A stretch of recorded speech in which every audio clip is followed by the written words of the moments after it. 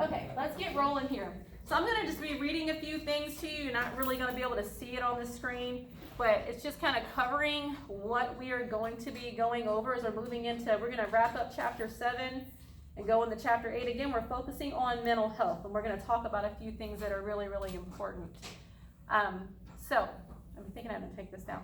So I've got to cover this. Let me just tell you what the objective is. An objective is what you have to accomplish. So just sit and be bored for a minute, because that's what you'll probably be, but it's okay.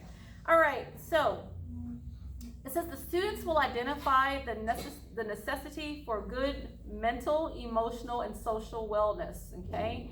And the effects that it can have on a personal health, okay? So again, we're looking at that health what? It's the health triangle. That's basically what it is, okay? Students will analyze how mental, emotional, and social health can affect their overall wellness of the body. So how is it related? And then it says students will develop techniques and apply critical thinking to maintain and improve their mental, emotional, and social well-being, okay? So these are just the things that we are going to focus on. Mental health is kind of a longer portion of this class that we're going to be digging into. So just kind of listen as I read through this for you. It says the students analyze health information and apply strategies for enhancing and maintaining personal health throughout a lifespan. So we know that health is basically for the rest of your what?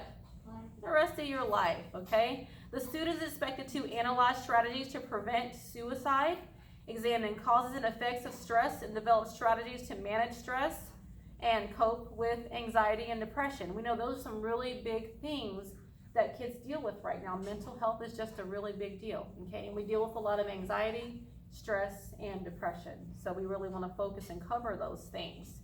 One of the words we looked at in my other class, we were talking about stress and the things that cause stress, okay? Anybody in here ever been stressed before? Okay. So what are some of the side effects of stress? What are some of the side effects of stress? I'm going to push pause because I don't need to have your voices on the screen. So I'm going to push pause for a minute. What I want you guys at home to do is think about some of the side effects of stress, and you can write them down or talk to them about within your family or whatever, and we'll be right back. So yes, we said that stress can lead to anger. It can lead to not being able to sleep. It can lead to anxiety. It can lead to depression. There are so many other things. So on one end, when you're anxious, you can be fearful, you can be stressed, you can't sleep at night. Then you can be depressed where you sleep way too much. You just want to sleep all the time. So basically, stress affects your life. Stress can cause acne. Stress can cause you to have different skin rashes, things like that. Stress can cause all different types of health problems. Stress can cause death, okay? It can lead to illness, okay? I'll tell you something really about my life. And I'll tell you just a quick story. My dad passed away several years ago, and long story short, he was a very, very, very healthy man. He was a vegetarian. I remember him making me that spaghetti with the onions in it when I was little, and it was just like fresh tomatoes and fresh long slices of onion in it, and over, the spaghetti noodle. I used to hate it. I thought it was gross. I would sit there till it got cold. I'd try to feed it to the cat. The cat didn't want it. I just didn't like it. I was like, ew. You know how kids do. And that's how I was. But yeah, I just remember the spaghetti he used to make, and I would try to roll it up in the napkin. Long story short, he was a vegetarian. Very, very healthy man. Used natural soap and natural toothpaste, natural skin stuff. You go in there, you think you're walking into like a nutrition store in his house because of the things that he ate. He didn't eat meat, okay? Vegetarian, he didn't eat any meat. So I remember Thanksgiving, he tried turkey one time, made him sick, made him nauseous, made him throw up because he hadn't had meat in his system for so long. So then he also exercised. He was in good physical condition as far as the physical side. We're talking about the health triangle. So physically, what he put in his body, the nutrition part, very, very healthy, okay? What he did with his body, very, very healthy. So his physical side of the house was well taken care of. Physical house, okay? Physical side of that triangle. But there was another thing. He was always stressed. He always complained and he fussed about his job. He used to drive to Washington, D.C. down to, I forgot the name of the hospital, St. John, I forgot the name of the hospital he drove to, but he worked at a hospital in D.C. He was in a medical field. And he complained every day about the drive, about how much he couldn't stand the drive. He was gone all day, didn't get to see the kids, and how people would get on his nerves, made him mad. So by the time he'd get up in the morning and had to leave the house at about 11:30, 12 o'clock, just the thought of having to get up and thinking the whole day is already gone. I got to get up and drive. He rode a motorcycle all the way to work, and the traffic and the stress of that. And then not getting home till late in the evening, midnight hour, because of traffic again, and then just the hours he had to work. So he was always upset. He was always angry. He was always fussing. He was very, very stressed. Now, that's after many, many years, okay? Long story short, it is a long story, goes to the doctor, and they call me up, and he says, oh, your old man just has a stomach ache, okay? Mind you, he's only in his 50s. Oh, I just got a stomach ache. I know my dad of being stressed all the time. He was always stressed, just, all the time. So to take this big, long story and condense it, your old man just has a stomach ache, okay? So he goes in the hospital with a stomach ache. Come to find out he has stress ulcers, okay? He has tumors on the inside, okay? Then come to find out those tumors are actually what? What do you think? They're cancers. Oh. They're cancerous tumors. And all along, because of all the stress and anger, even though he ate healthy, he took care, he exercised, his physical health was immaculate. It was great. But the mental, emotional side of life, wife and the kids and all the stuff that went on in the household, his wife was already sick, okay? So the stress of having his wife ill and then taking care of the two kids. I have a little sister and brother. They're older now. They're my sister and brother. But anyway, long story short with that, all the stressors of life going on, and he was, like I said, always stressed all the time, caused stomach ulcers and caused tumors to grow. Those tumors just happened to be cancerous. After a long period of time of not knowing that's there, old man has a stomach ache. He goes in the hospital and he doesn't what? What do you think? Back. He doesn't come back. Doesn't come out. He didn't get to leave. He passes away. I get to go home and I get to visit, and when I get there, he's got a tube down his throat. His body is swollen, his liver is failing, his kidneys are failing, and I think it's called edema. Edema sets in to where the body is swelling and the liver is not working so that he can flush the fluids out of his body. He's got all these tubes connected to him everywhere. And so all he can do is follow me with his eyes. Okay? Couldn't talk. Tube is down your throat, so you can't talk. So for me, knowing him and being a healthy person, but I also knew the stress that he experienced. So I'm just trying to give you a way to see that stress can cause illness. Stress can really make you sick. It caused my father to have stress ulcers and develop into cancer that ultimately killed him because he took care of the physical side, but didn't take care of the mental and emotional side of what he was experiencing. So long story short, I lost my dad when he was in his 50s, young man. And he's not here anymore just because of that mental, emotional side. So we know that mental health is so important. And that's why we spend so much time covering it, okay? So with that being said, we'll move on, and I'm gonna take a look at this. So you know that stress is dangerous, okay? You wanna know how to manage stress the right way, okay? You don't wanna stay constantly stressed all the time. We'll talk about what happens with teenagers as we move along, okay? So that was just a personal experience with me that I've lived out. So I have adopted the healthy portion of living just because I want to stay well, but I'm also not overwhelmingly stressed and anxious and depressed and go through those things. I know how to manage those things if it does come along. Okay, so continuing. Okay, it says, why are mental health issues not as readily accepted and discussed as physical diseases? You say, well, this happened to you or that happened to you, but we don't talk a lot about anxiety or depression, okay, or things that come along with those. A lot of times it's kind of something that kids hide, or they might just say, oh, I'm depressed, or, oh, I'm really anxious. You use it kind of casually, okay? Sometimes you don't even know you have these things going on. You just know there's something wrong, all right? So let me continue. let me continue. I'm not going to read all this, but I'm pointing out the things that we have to point out. The other class we talked about the difference between reacting and responding, and we'll get to that a little bit later on when we get to those words. So let's look at our vocabulary, okay? Our vocabulary, okay? Mental and emotional health, self-actualization. Where do we see that at? Where do we see self-actualization? Hold on. Where'd you see self-actualization at? Let me push pause. Okay. All right, so when we're talking about the self-actualizations, when you're at the pinnacle, you're at the very top. Self-actualization, reaching your highest potential. You're at the pinnacle of your success, okay? Pinnacle of your success. So that was a vocabulary word. We've already talked about that. So moving right along, I'm gonna look at these vocabulary words really quick, and then we're gonna compare a couple things. So self-actualization, emotions, hormones, stress, stressor. We've seen those a little bit. We haven't covered them a lot. We will as we move on. Chronic stress, stress management skills, anxiety, depression. Listen, mental disorder, anxiety disorder, PTSD, mood disorder, conduct disorder, suicide, cluster suicide, and coping. All of that is dealing with what? Your mental, emotional health. Okay, mental, emotional health. So those are all the vocabulary words that we are going to cover as we're moving along, okay? Now, so far we've already covered Maslow's hierarchy of needs. And what you need to understand about Maslow's hierarchy of needs is that you can take the Maslow's hierarchy of needs and you can put it into your health triangle. The health triangle covers all aspects of life.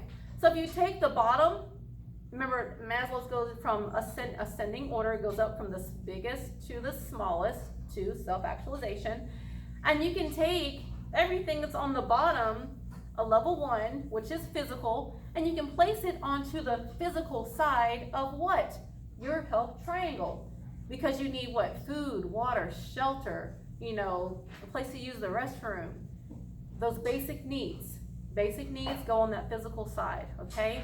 And then you get into feeling safe, okay? We talked about safety. Where is that going to go on that health triangle? Then you get into love and belonging. That's your what side? Your mental, emotional side, but it also deals with the social side, okay? And then being recognized. When you're recognized, that's a part of that social side, but also affects your mental, emotional side because it affects your emotions when somebody recognizes you. And then self-actualization covers all of it, your physical, your mental, emotional, and your social health. So they work together.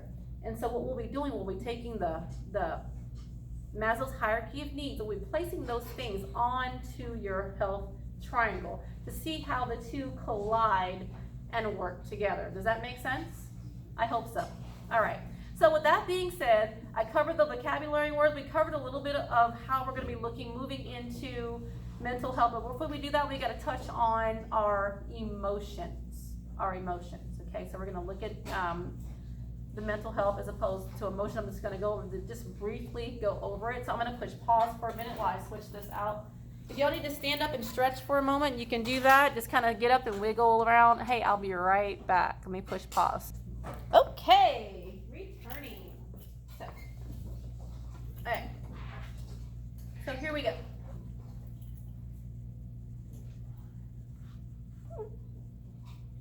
Slideshow from the beginning.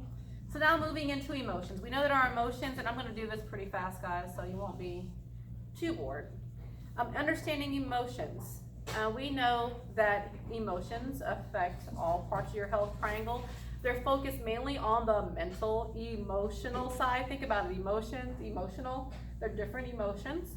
But we want to understand what they are and how they work. Okay, so let's take a good look at this really quick. Okay, whoops, so went too far. Aww. Okay, there we go. So what are emotions? Okay, basic definition. They're signals that tell your mind and your body how to react. Okay, react. So you have what's called reacting. So really quick, is react and respond the same thing? When we think about react and respond, are they the same thing? No. They're not really the same thing, okay? When you react to something, normally it's really quick, okay? Let's just say a bug lands on your arm and you react and you hit it. Or somebody pushes you in the back, you turn around, hey! Or you step on a thumbtack, ah! Okay? Or somebody scares you and you what? You jump, okay? Your body is reacting. If somebody throws something at you, you move or you dodge. Somebody takes their hands in your face, you what? You blink, okay? So you're reacting to something, okay? Somebody says boo and you jump. You scared, you know? You get scared. You react to certain things, all right? Our response is a little bit different because when you respond to something, you take time to think about it first, okay? That's what we say, to give you some response time. Let me wait so you can have a moment to respond. React. Somebody does something and you got some issues, you turn around and you hit them, okay? You react. You punch them, okay? You jump and you hit. Some people respond with pushing and shoving and hitting, okay? That's just what they do, they're used to, okay? You react. That was just your reaction. Somebody might say, hey, you have really quick reaction time. Hey, think fast, okay? And you reach up and you do what? You catch the ball. You get it. You think fast, okay? You react. A response time is because you think first. You think before you act. There's a key word there. React means it's immediately. You do it really quick. But when you respond, it gives you time to act. You think about the action first, okay? You react, okay? So response time, you think about it before you do it, okay? Let me think about that for a minute. Okay, I'm going to give you some time to respond, okay? Respond. So you got a little bit of time. And then you act upon it, whereas a reaction is immediate, okay? So we got to think about that as we're moving on. You'll understand it after a while when we get into the other lessons. So emotions affect all sides of your health. Even though we deal with it on the mental emotional side, it affects the other side of your health triangle, okay? Let's see what they are. So, what are they? Changes brought on by hormones, okay? By hormones during puberty can affect all your emotions. So you know at your age, everybody in here is probably either experiencing puberty or you started maybe a year early, you know, from what you are in 8th grade. Maybe you started in between 6th and 7th grade.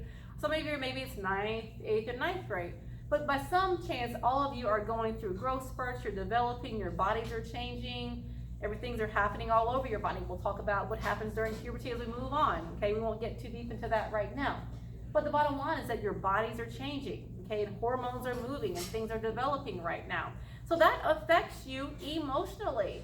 You know, we say that, you know, a girl can, one moment she'll come to school and she's happy and excited. Look, Coach Harris, I'm so excited. Guess what? And the next thing you know, she's turning around, she's crying. I'm like, I just can't believe. You're like, why? I don't know why I'm crying. You know, it's like emotions are all out of whack. One moment you're excited, one minute you're crying, you're sad. You know, you act like you're depressed, you know, because sadness and depression go hand in hand, but you can be sad and get over it, whereas depression is something that you stay in for a while, but we'll talk about that later. So, emotions are like this. It's like a roller coaster. Guys are the same way. One minute they're feeling strong, emotional, they're loving themselves, and one minute they're like feeling like they're a wimp, and, you know, emotions go all over the place with males too, okay? They want to develop, they want to get big, they want to buck up, they want to one-up each other, that kind of stuff. Guys are different, you know, than girls, but we all go through the emotional turnaround. So, of course, the hormones that are in your body affect your emotions, okay? What are hormones, okay? They are chemicals that are secreted by your glands that regulate the activities of different body cells, okay? These are what's going to cause you to grow up, okay? Now, so what are the 7 basic emotions, okay? I think there's 8. We have happiness, okay? Everybody knows how to be happy to some degree, I think. We have sadness, and this is in your book in chapter 7. I told you to look at the other day. Happiness, sadness, okay? There are 2 opposites. Then you have love, okay? Oh, you are? Hi! Happiness, sadness, love, empathy, okay? When you can feel what somebody else is feeling or kind of relate to what they have going on, you can, you know, maybe Me telling you my story about my dad. Maybe you had some empathy there. You know, you hadn't lived it, but yet you could kind of touch the place of those emotions. Okay, the ability to imagine and understand how someone else feels. Not everybody's very empathetic. You know, whatever, I don't care. You know, that doesn't bother you at all. Where some people are very empathetic and they're very pulled by their heart, okay, when they see things happen to other people. Okay, then you have fear, you have guilt, and you have anger, okay? Fear, guilt, and anger. So I'll back up really quick and we'll say it one more time. You have happiness and sadness, love and empathy. You have fear, you have guilt, and you have anger, okay? Those are the basic emotions. Under fear, we have those things called phobias, okay? Maybe you're scared of heights, or you're scared of snakes, or spiders, or clowns. You know, we had kids that tell about, you know, creepy about clown stories, things like that. Normally we'll discuss these things in class. We're not going to spend too much time discussing right now, just because I'm videoing. Okay. Then we have guilt. Okay. A lot of times, guilt can lead to depression. Guilt can lead to suicidal thoughts because you think that it's your fault and you weigh all the weight on your shoulder. You feel guilty about something that happened. Okay. And we'll talk more about that as we move along. And then anger. How do you handle anger? We're going to talk about anger management, okay? Well, anger can cause hostility, okay? Let's look at the definition, okay? Well, hostility, what is it? Intentional use of unfriendly or offensive behavior. Sometimes people that don't know how to control their anger sometimes become hostile, okay? And sometimes you do things intentionally. Sometimes you intentionally want to hurt other people. For example, if, let's say if Stephanie goes to the bathroom, and then let's see, Stephanie goes to the bathroom, and then you see Stephanie in the hallway going to the bathroom. You're like, Coach Harris, you're in the bathroom? I'm like, I don't see Stephanie. You say, sure. Now go ahead and go to the bathroom. But you get in there and you see Stephanie, you take Stephanie and you shove her in the back. You push her into the mirror and tell you better not tell nobody, okay? And then you leave out, you come back to class. Oh, you're back? Okay, good. This is what we're doing. I didn't know anything that happened. But that word on there that says intentional. When you go in the bathroom, it means you got out of my class intentionally. It means you what? You meant to do it, okay? You saw her. You go in there and you shove her. You did it intentionally. You meant for it to happen, right? You meant to do it. Does that make sense? Intentional. You had intentions of going in there and threatening the other person. Intentional use of unfriendly or offensive behavior, okay? That's a good example of that. You become hostile. All right, with that being said, we'll stop right there. We'll pick up tomorrow with chapter 8. All right, I hope you guys understood that. And if not, send me a message, let me know. And we're going to pick up the next part tomorrow.